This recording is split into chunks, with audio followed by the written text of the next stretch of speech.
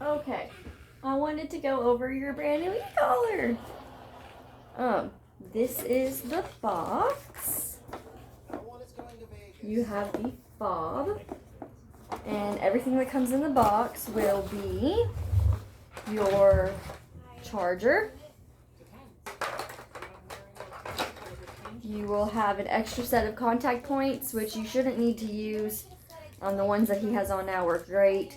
The tester piece and the screw to unhook them if you ever do change the contact points out.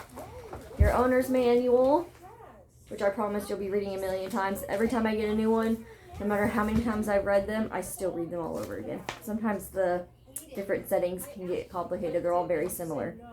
And then, of course, your e-collar. So this is his cute itty-bitty little collar.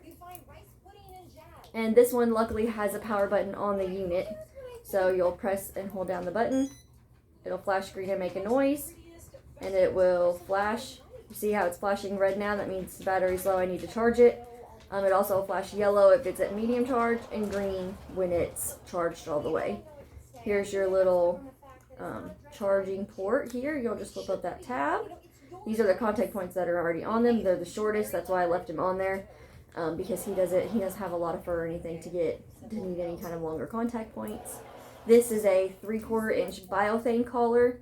As long as you have a buckle or something that you can slide through these little holes right here, you can put any collar you want on there. It doesn't matter.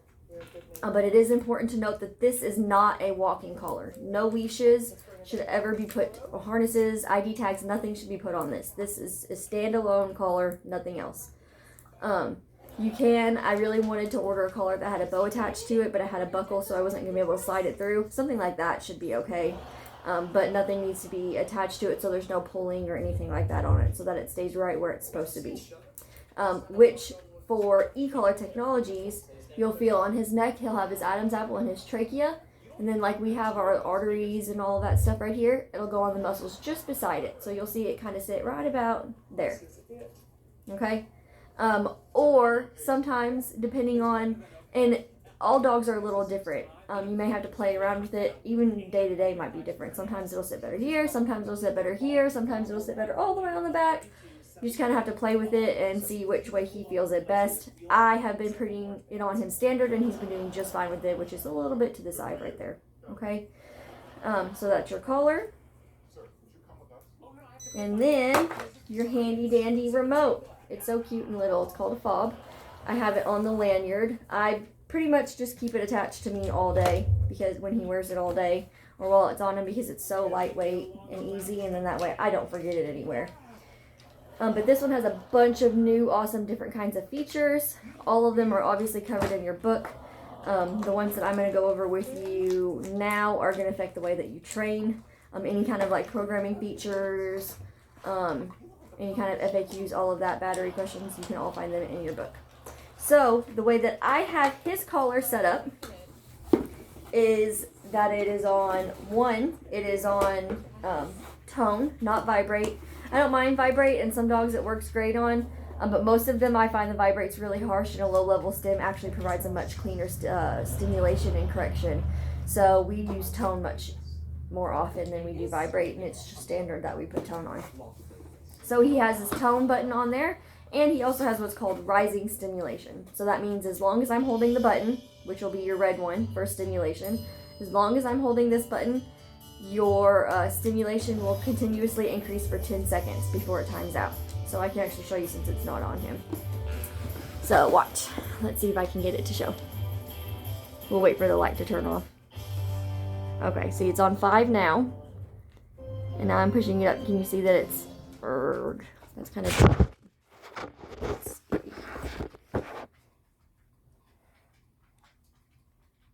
That's a little easier, but you can see that it's moving up as long as I'm holding it down, and it's letting it go. And then it's going right back to the 5 where we started. So it's not, like if I pulled it right there, it was at 15 or 55 maybe it looked like, I'm not sure. It didn't stay there, it went back down to 5. And I really, really like this feature.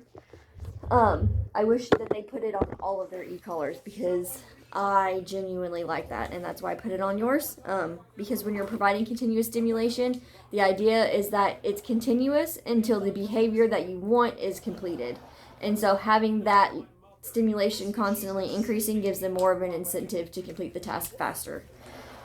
So I genuinely like that, and that's why I put it on there. So your stimulation button, and you can just pop once and it stays on 5. It doesn't go up anywhere. Just one quick button will stay on 5. And you can do that as many times as you want and it'll still be on 5.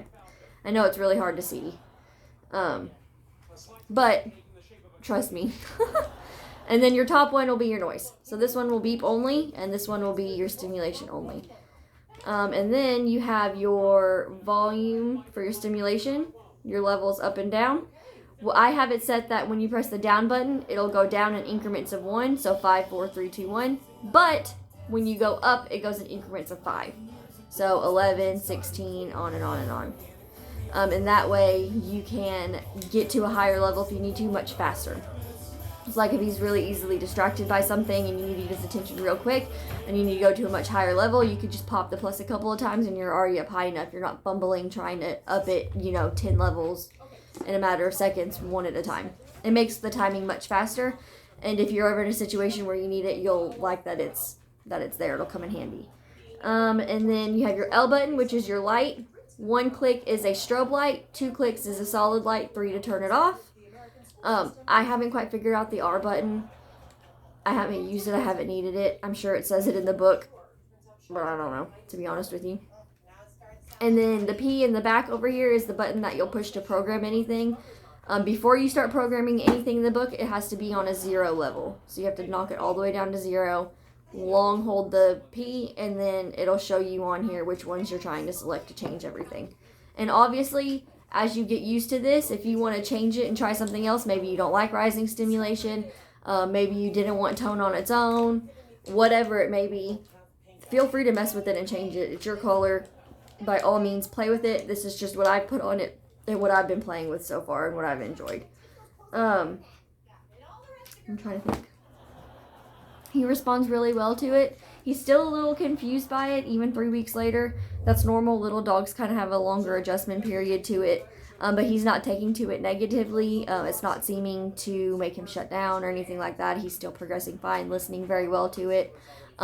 He doesn't listen to the tone near as well as the stimulation, so you may just end up using it more than tone, which is fine. Like I said, once y'all get into the groove of things, you'll really kind of pick your groove and figure out what is best for all of you. But I hope you enjoy your collar, and of course, if you have any questions, you are more than welcome to text me, call me, whatever.